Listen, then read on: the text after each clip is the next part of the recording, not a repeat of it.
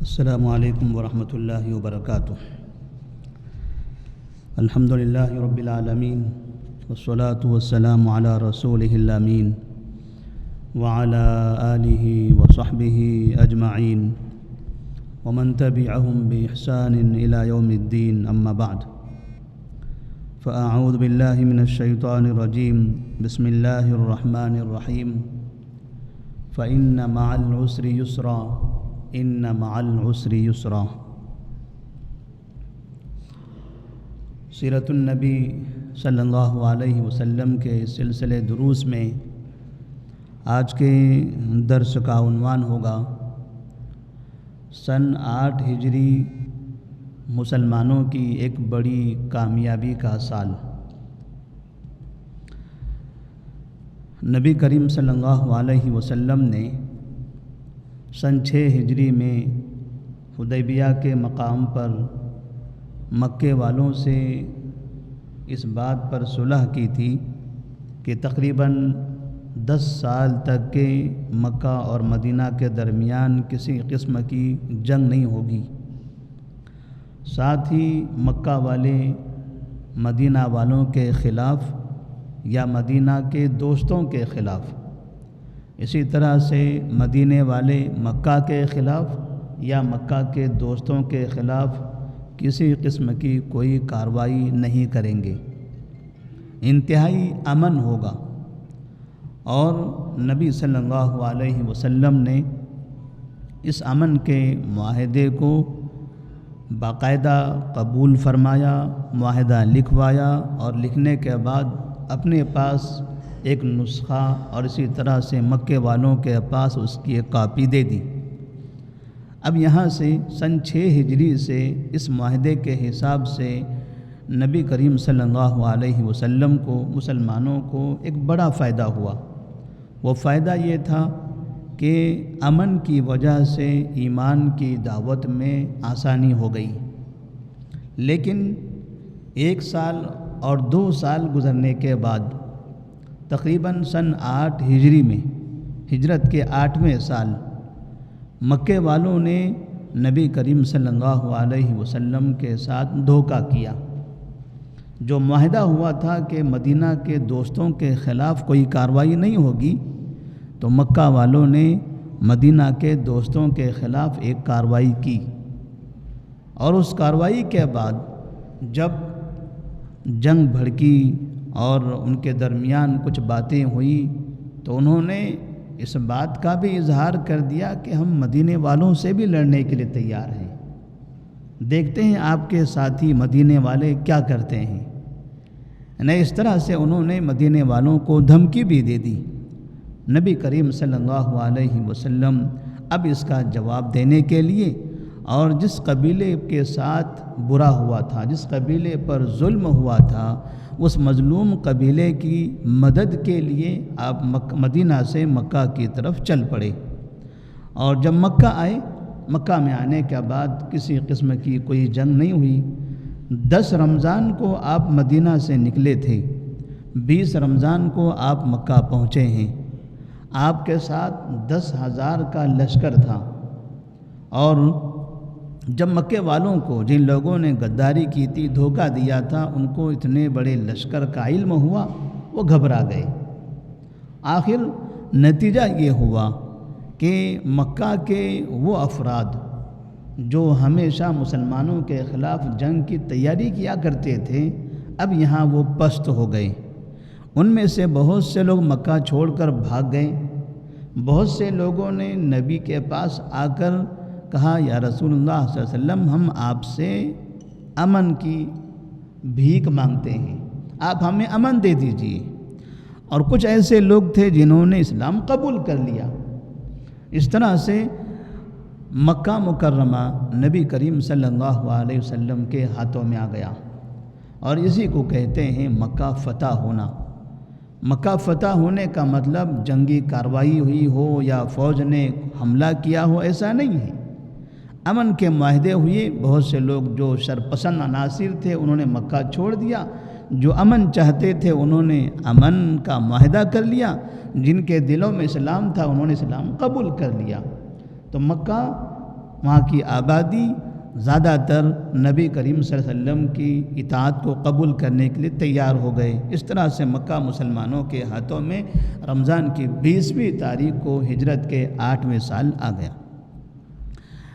اس واقعے کے بعد ادھر حنین اور طائف کا جو علاقہ تھا، اس علاقے میں قبیلے حوازن اور قبیلے ثقیف، یہ 2 بڑے قبیلے ہوا کرتے تھے مشرکین کے، اور ان لوگوں نے ایک زمانے میں نبی صلی اللہ علیہ وسلم کو بڑی تکلیفیں دی تھی۔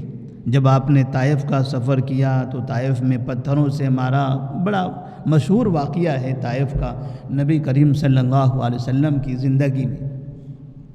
لہذا آپ صلی اللہ علیہ وسلم کے بارے میں جب ان مشرکین کو پتہ چلا کہ مکہ فتح ہو گیا ہے، تو قبیل حوازن اور قبیل ثقیف کے لوگوں نے آپس میں اس بات پر اتفاق کیا کہ کسی بھی طرح سے ہم محمد اور ان کے ساتھیوں سے جنگ کر کے ان کا خاتمہ کریں گے۔ انہوں نے مکے پر حملہ کیا یا مکے کو اپنے ہاتھوں میں لے لیا ہے۔ ہم ویسے نہیں ہیں، ہم اتنے کمزور نہیں ہیں، ہم چڑھائی کریں گے، ہم محمد اور ان کے ساتھیوں پر چڑھائی کریں گے اور انہیں شکست دے کے یہاں سے بھگائیں گے۔ اس نیت سے انہوں نے باقاعدہ ایک بڑی فوج تیار کر لی، اور یہ جو فوج کی تیاری ہو رہی تھی، لوگوں کو ورگلایا جا رہا تھا، جمع کیا جا رہا تھا، یہ باتیں نبی کریم صلی اللہ علیہ وسلم تک پہنچ گئی مکہ مکرمہ میں۔ آپ کو یہ اطلاع دی گئی کہ لوگ قبیل حوازن اور قبیل ثقیف کے لوگ آپ کے خلاف جنگ کی تیاری کر رہے ہیں۔ تو آپ صلی اللہ علیہ وسلم نے صحابہ سے کہا کہ بجائے اس کے کہ وہ یہاں آئیں، ہم خود وہاں چلیں، بجائے اس کے کہ وہ مکہ میں آ کر ہم پر حملہ کریں، ہم خود ہی ان کے علاقے میں جائیں اور ان سے مقابلہ کریں گے۔ تو اس طرح آپ صلی اللہ علیہ وسلم نے جب رمضان کا مہینہ گزر گیا، شوال کا مہینہ شروع ہو چکا تھا، تقریباً 6 شوال سن 8 ہجری کو آپ 10,000 تو مدینہ سے مکہ آئے تھے، اب مکہ سے 12,000 کا لشکر جا رہا تھا۔ 10,000 وہ لوگ تھے جو مدینہ سے آئے تھے، اور 2,000 اب مکہ کے لوگ بھی تھے، کیونکہ اب مکہ میں بھی بہت سے مسلمان ہو گئے تھے، تو 2,000 کا لشکر یہاں بھی تیار ہو گیا۔ تو 12,000 کا لشکر لے کر آپ صلی اللہ علیہ وسلم حنین کی وادی کی طرف گئے، اور وہاں پر جن لوگوں نے تیاری کی تھی ان لوگوں کے خلاف آپ نے باقاعدہ جنگ کا میدان گرم کیا، اور پھر اس کے بعد جب دیکھا کہ سامنے جو فوج ہے قبیل حوازن اور قبیل ثقیف کی، صحابہ رضی اللہ تعالیٰ عنہم کو ایسا محسوس ہوا کہ وہ فوج تو معمولی سی ہے، ہمارے پاس 12,000 کی فوج ہے، اور 12,000 یہ فوج مسلمانوں کی زندگی میں پہلی مرتبہ اتنی بڑی فوج تیار ہوئی تھی، ورنہ کبھی 313، کبھی 700، کبھی 2,000، کبھی 1,000، کبھی 3,000، اتنی فوج ہوا کرتی تھی۔ 12,000 کا لشکر یہ پہلی مرتبہ جمع ہوا تھا۔ تو نبی کریم صلی اللہ علیہ وسلم جب وہاں پر پہنچے ہیں اور وہاں جانے کے بعد ان سے جنگ ہوئی ہے، تو بعض صحابہ کو ایسا محسوس ہوا کہ ہمارے پاس تعداد بہت ہے، لہذا فتح ہمارے لیے ہی ممکن ہے، ہم کسی بھی طرح سے فتح یاب ہوں گے، ہمیں کامیابی ملے گی۔ یہ خوش فہمی یا بہت زیادہ آپے سے باہر ہو جانا مسلمانوں کو اس نے نقصان پہنچا دیا۔ نتیجہ یہ ہوا کہ سامنے والی فوج نے مسلمانوں پر اس طرح سے حملہ کیا کہ مسلمان یہاں وہاں بھاگنے لگ گئے۔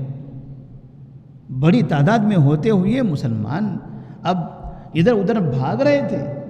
نبی صلی اللہ علیہ وسلم اپنی جگہ پر ڈٹے رہے، اور پھر مسلمانوں کو جو بھاگ رہے تھے انہیں واپس آواز دی، بلایا، تمام کے تمام مسلمان پھر سے جمع ہوئے اور دوبارہ پھر سامنے کے لشکر سے مقابلہ کیا۔ بعد میں یہ قبیل حوازن اور قبیل ثقیف کے لوگ یہاں سے بھاگے۔ جنگ احد میں پہلے مسلمانوں کو فتح نصیب ہوئی تھی، مسلمان پہلے کامیاب ہوئے تھے، بعد میں مسلمانوں کو نقصان ہوا۔ یہ جنگ حنین اس کو کہتے ہیں۔ یہ جنگ حنین میں پہلے کافروں کو غلبہ حاصل ہوا، بعد میں پھر مسلمان فتح یاب ہو گئے۔ اب جب مسلمانوں کو غلبہ ہو گیا تو کفار قبیلے حوازن اور قبیلے ثقیف کے لوگ 3 حصوں میں تقسیم ہو گئے. کچھ لوگ اوتاس کی وادی کی طرف چلے گئے، کچھ لوگ وادی نخلا کی طرف گئے، اور ایک بڑی جماعت طائف کی طرف چلی گئی. ایک بڑی جماعت طائف کی طرف چلے گئی، حنین سے طائف کی طرف. اور طائف میں جا کر وہاں پر ان لوگوں نے باقاعدہ مالک بن عوف کی نگرانی میں ایک بڑی فوج تیار کر لی. مقابلے کے لیے پھر سے وہاں انہوں نے تیاری کی. جو اوتاس میں وادی نخلا وغیرہ میں گئے ہوئے تھے، آپ صلی اللہ علیہ وسلم نے صحابہ رضی اللہ تعالیٰ عنہم کی الگ الگ جماعتوں کو بھیج کر ان پر فتح حاصل کر لی، انہیں مغلوب کر دیا. اب ایک بڑا لشکر جو طائف میں تھا ان کا مقابلہ کرنا تھا. اس کے لیے آپ صلی اللہ علیہ وسلم خود گئے صحابہ رضی اللہ تعالیٰ عنہم کو لے کر. تقریباً حنین مکہ سے 27 کلومیٹر کے فاصلے پر اور طائف تقریباً 75 کلومیٹر کے فاصلے پر. تو 27 کے بعد اور آگے طائف کی جانب جانا پڑا. وہاں جانے کے بعد پتہ چلا کہ قبیلے ثقیف کے لوگوں نے اور جو حنین سے بھاگے ہوئے لوگ تھے، ان لوگوں نے 1 مہینے کی جنگ کی تیاری کر لی ہے کہ اگر 1 مہینہ کہیں صرف جنگ کے میدان میں رہنا پڑے، کہیں کھیتی کا کام کرنے ادھر ادھر سفر کی کوئی ہر جگہ رکاوٹ ہو، صرف جنگ کرنا پڑے، تو ان کے پاس کھانے پینے کا سامان مکمل تیار تھا کہ 1 مہینے تک بغیر کسی کام دھندے کے، بغیر کسی کمائی کے، تجارت کے، وہ 1 مہینہ جنگ میں مکمل صرف کر سکتے ہیں. وہ تیاری ان کی ہو گئی تھی. اور وہاں جو بڑا قلعہ تھا اس قلعے کے اندر وہ چلے گئے، اناج جمع کر لیا. قلعے کے اوپر سے جو مسلمان قلعے کے باہر تھے ان پر پتھروں سے اور کبھی نیزوں سے، تنتیروں سے حملے کرنے لگے. بڑے بڑے پتھر انگارے پھینکنے لگے اوپر سے. آپ صلی اللہ علیہ وسلم نے ان کا محاصرہ کیا. تقریباً بعض روایتوں کے مطابق 20 دن، بعض مورخین نے لکھا ہے 1 مہینہ، 1 مہینے تک قلعے کا محاصرہ کیا گیا. لیکن مسلمانوں کو ایسا محسوس ہوا کہ کچھ حاصل ہونے والا نہیں ہے، وہ اترنے والے نہیں ہیں، اور ہمیں بھی ان پر غلبہ حاصل ہونے میں دقت ہو رہی ہے. ایسا کوئی راستہ نہیں مل رہا ہے کہ ان لوگوں کو شکست دیا جا سکے. آخر نبی صلی اللہ علیہ وسلم نے پھر یہ اعلان کر دیا کہ ہم یہاں سے واپس چلتے ہیں، چھوڑ دیں ان کو ان کے حال پر، زیادہ وقت گزارنا مناسب نہیں ہے. تب بعض صحابہ نے کہا یا رسول اللہ صلی اللہ علیہ وسلم، ان لوگوں نے ہمارا اتنا نقصان کیا، ہمارے اتنے لوگ یہاں مارے گئے، اتنے لوگ زخمی ہوئے، یہ اوپر سے تیر برساتے تھے اور پتھر برساتے تھے اور انگارے پھینکتے تھے، اس سے ہمارے کئی لوگ مارے بھی گئے اور کئی لوگ زخمی بھی ہوئے ہیں، آپ ان کے لیے بددعا کر دیجئے پھر چلتے ہیں. تو آپ صلی اللہ علیہ وسلم نے بددعا کرنے کے بجائے کہا اللہم اہدی ثقیفا وآتی بہم، اے اللہ یہ ثقیف کو تو ہدایت دے دے، اے اللہ یہ قبیلے ثقیف کو تو ہدایت دے دے اور انہیں میرے پاس لے آ، یعنی ایمان کے ساتھ وہ میرے پاس آ جائیں. یہ ابھی قلعے سے باہر نہیں نکل رہے ہیں، ہم نکالنا چاہتے ہیں مگر ہمارے لیے مشکلیں ہیں. اے اللہ ایمان کے ساتھ تو انہیں لے آ، کفر کے ساتھ یہ ڈٹے ہوئے ہیں، جب ان کے دل کے اندر ایمان داخل ہوگا تو یہ پھر ڈٹے ہوئے نہیں رہیں گے، یہ میرے سامنے آئیں گے، یہ اس طرح سے ہمارے سامنے آ جائیں گے. نبی صلی اللہ علیہ وسلم نے ان کے لیے یہ دعا فرمائی اور یہ دعا کر کے آپ صلی اللہ علیہ وسلم طائف کو اس کے حال پر چھوڑ کر واپس آ گئے. طائف کا علاقہ یہ نبی کے لیے دوسرا تجربہ تھا. پہلا وہ تجربہ جب آپ مکہ میں تھے، نبوت کے 10ویں سال آپ طائف گئے ہوئے تھے ایمان کی دعوت کے لیے، تو وہاں سے آپ کو بہت زیادہ پریشانی کے ساتھ واپس آنا پڑا تھا. لوگوں نے آپ پر حملہ کیا، آپ کو گالیاں دی، آپ کو تکلیفیں دی، لہو لہان کر دیا، آپ بے ہوش تک ہو گئے تھے. اور یہ دوسرا سفر تھا ان کا مقابلہ کرنے کا، ان کی بغاوت کی وجہ سے، حملہ کرنے کی تیاری کی وجہ سے. ایسے نہیں کہ بس آپ جانا چاہتے تھے اور حملہ کرنا چاہتے تھے، چونکہ ان لوگوں نے حملے کی تیاری کی ہوئی تھی، اسی لیے آپ نے ان کو جواب دینا چاہا، ورنہ خواہ آپ وہاں حملہ کرنے، جنگ کرنے نہیں گئے تھے. لیکن جب آپ نے دیکھا کہ اب وہ بڑے مضبوط ہیں اور اب یہاں پر ان پر حملہ کرنا، ان پر غلبہ حاصل کرنا مشکل ہو گیا. تو صحابہ رضی اللہ تعالیٰ عنہ سے آپ نے مشورہ لیا کیا کریں گے ان کا، یہ تو نیچے اترتے بھی نہیں ہیں اور ہم اوپر چڑھ سکتے بھی نہیں ہیں. تو آپ کو یہ مشورہ دیا کہ ان کو ان کے حال پر چھوڑ دیا جائے تو یہی بہتر ہے، یہ ہمارا کچھ نہیں کر سکیں گے، یہ ہمیں کوئی نقصان نہیں پہنچا سکیں گے. اس طرح سے آپ صلی اللہ علیہ وسلم طائف سے واپس آ گئے جعرانہ کے مقام پر. جعرانہ یہ تقریباً مکہ سے 20 کلومیٹر کے فاصلے پر ہے. اس وادی میں آئے اور یہ 12,000 کا لشکر وہاں پر اکٹھا ہو گیا. اب یہ جعرانہ سے بعد میں اس میں سے کچھ مکہ کی طرف اور کچھ مدینہ کی طرف جائیں گے. 10,000 کا جو لشکر تھا وہ مدینہ جائے گا، 2,000 کا جو لشکر تھا وہ مکہ چلا آئے گا. تو مکہ اور مدینہ جانے سے پہلے اب یہ لشکر نبی صلی اللہ علیہ وسلم کے ساتھ جعرانہ کے مقام پر قیام کرتا ہے. قیام کی وجہ یہ تھی کہ قبیلہ حوازن جن سے حنین میں جنگ ہوئی تھی اور یہاں سے بھاگنے والے جو اوتاس چلے گئے تھے وہاں جنگ ہوئی، پھر جو لوگ وادی نخلا گئے وہاں ان سے جنگ ہوئی. یہ 3 جگہوں پر جو جنگ ہوئی تھی، ان جنگوں میں جو مال غنیمت حاصل ہوا تھا مسلمانوں کو وہ بہت زیادہ تعداد میں تھا، بہت بڑی تعداد میں تھا. لہذا جعرانہ کے مقام پر وہ تمام مال جمع کر دیا گیا. اب وہ مال تقسیم کرنے کے لیے آپ نے تمام صحابہ کو وہیں روکا. اب اس مال کی تقسیم ہونی باقی تھی، تقسیم کرنا ہے اور پھر اپنے اپنے علاقے چلے جانا ہے. تو تقسیم میں ایک عجیب و غریب واقعہ پیش آتا ہے. تقسیم کا جو طریقہ تھا اس میں کون سی باتیں پیش آئی تھیں، انشاءاللہ اس کو آئندہ کے درس میں ہم بیان کریں گے. اس واقعے سے، اس پس منظر سے جو سن 8 ہجری کا جو واقعہ ہے، مکے کا فتح ہونا، پھر حنین کا فتح ہونا اور طائف میں اس طرح سے جنگ ہونا، اس سے مسلمانوں کو یہ سبق ملتا ہے کہ اگر کافر قوم غداری کرتی ہے، دھوکہ دیتی ہے، تو ایسی صورت میں اللہ تبارک و تعالی کہیں نہ کہیں مسلمانوں کو اس کا فائدہ پہنچاتا ہے. ہمیں تکلیف ضرور ہوتی کہ انہوں نے دھوکہ دے دیا، لیکن برا کرنے والے کا برا ہوگا. مسلمانوں کے لیے ضروری ہے کہ وہ غداری نہ کرے، وہ دھوکہ نہ دے. سامنے والی قوم اگر دھوکہ دیتی ہے تو آپ کا بدلے میں دھوکہ دینا یہ درست نہیں ہے. آپ بدلے میں ایمانداری کا مظاہرہ کرو، غلبہ آپ کا ہوگا. اور پھر ایسا شہر، جو شہر مسلمانوں کے ہاتھوں سے جا چکا تھا، جہاں مسلمانوں کے لیے اتنی بڑی دشواریاں تھیں، جہاں نماز پڑھنا تک مشکل تھا، ایک زمانہ آیا کیا وہ پورا کا پورا شہر مسلمانوں کا ہو گیا. یہ بھی ایک پیغام ہے کہ اگر زندگی میں ہماری نظروں کے سامنے، ہم نے تو کئی 100 سال کی تاریخیں پڑھی ہیں، 1400 سال مکمل ہو چکے، اتنی خلافتیں آئی گئی، پھر یہاں پر اتنی حکومتیں آئی چلے گئی، پھر اب موجودہ حکومتیں ہیں، موجودہ رہنے والے مسلمان اور دوسری قومیں ہیں، پھر آئندہ ابھی کیا کیا ہونے والا ہے اس کا اندازہ نہیں ہے. لیکن 1400 سال کے واقعات سے ہم آئندہ کی باتیں یہ بتا سکتے ہیں، اس کا اندازہ ہم لگا سکتے ہیں آئندہ کیا ہونے والا ہے، آئندہ کیا ہو سکتا ہے. کیونکہ جب بھی اس طرح سے ظلم ہوا ہے، اللہ تبارک و تعالیٰ نے آج نہیں، کل نہیں، پرسوں، آئندہ کبھی اس علاقے میں ایمان کی روشنی کو پھیلایا ہے.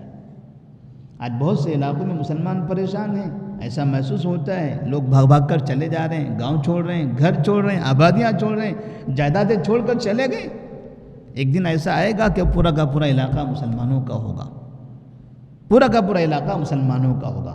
لیکن شرط ہے کہ مسلمان بنے، مسلمانوں کے اندر ایمان ہو، مسلمانوں میں امانت داری ہو، ایمانداری ہو، مسلمان نبی کے راستے پر چلیں، نبی کی سنت پر عمل کریں اور یقین کر لیں کہ اللہ تبارک و تعالیٰ نے جو کہا ہے وَأَنْتُمُ الْأَعْلَوْنَ إِن كُنتُم مُؤْمِنِينَ، یقین کے اوپر ہو کر رہے گا. رب کا وعدہ ہے، اللہ کا وعدہ ہے، اللہ کا وعدہ برحق ہے. لیکن وہ لوگ جو غلبے کی تمنائیں کرتے ہیں اور دین پر قائم نہیں رہتے، جو چاہتے ہیں کہ ہمارا فلاں پر غلبہ ہو، ہمارا فلاں پر غلبہ ہو، فلاں جگہ ہماری حکومت ہو، فلاں جگہ، دین کچھ بھی نہیں ہے. جو دین پر عمل نہیں کرتے، اقامت دین کی بات کرتے ہیں. دنیا کے اندر ایسی قومیں بھی ہیں جو دین کو نہیں مانتے، جندے دین پر عمل کرتے ہیں، باتیں کرتے ہیں اقامت دین کی، اقامت دین ہونا ہے۔ اقامت دین کیا ہے؟ حکومت ہماری بننی ہے۔ حکومت نہیں، اصل دین ہے۔ اپنی زندگی میں اپنے آپ کو اچھا بنانا، پکا مومن بننا، صحیح عقیدہ ہونا، اپنے گھرانے کو اچھا بنانا، اپنے معاشرے کو اچھا بنائیں گے تب حکومتیں، سیاستیں یہ تو ایسے ہی ہیں، یہ کبھی بھی کہیں پر بھی تبدیل ہو سکتی ہے، اس کا کوئی بھروسہ نہیں ہوتا ہے۔ اور اللہ تبارک و تعالیٰ نے تو وہ حکومتیں اپنے ہاتھ میں رکھی ہیں، جب چاہتا ہے، جس کو چاہتا ہے دے دیتا ہے۔ کوئی ضروری نہیں ہے کوئی انسان ایماندار ہو جائے، نیک ہو جائے تو اسی کے ہاتھ میں حکومت بھی آ جائے۔ موسیٰ علیہ السلام نبی تھے، حکومت ان کے پاس نہیں تھی، فرعون کے پاس تھی۔ موسیٰ علیہ السلام نبی تھے، حکومت ان کے پاس نہیں تھی، فرعون کے پاس تھی۔ تو اصل دین ہے، دین کا قیام اور دینداری کا مظاہرہ، نیک بننا، اچھے عقیدے کا مظاہرہ کرنا، تقوی پرہیزگاری اختیار کرنا، یہ ہم سب کے لیے ضروری ہے۔ اللہ تبارک و تعالیٰ سے دعا ہے اللہ تبارک و تعالیٰ ہم سب کو متقی اور پرہیزگار بنائے۔ السلام علیکم ورحمۃ اللہ وبرکاتہ۔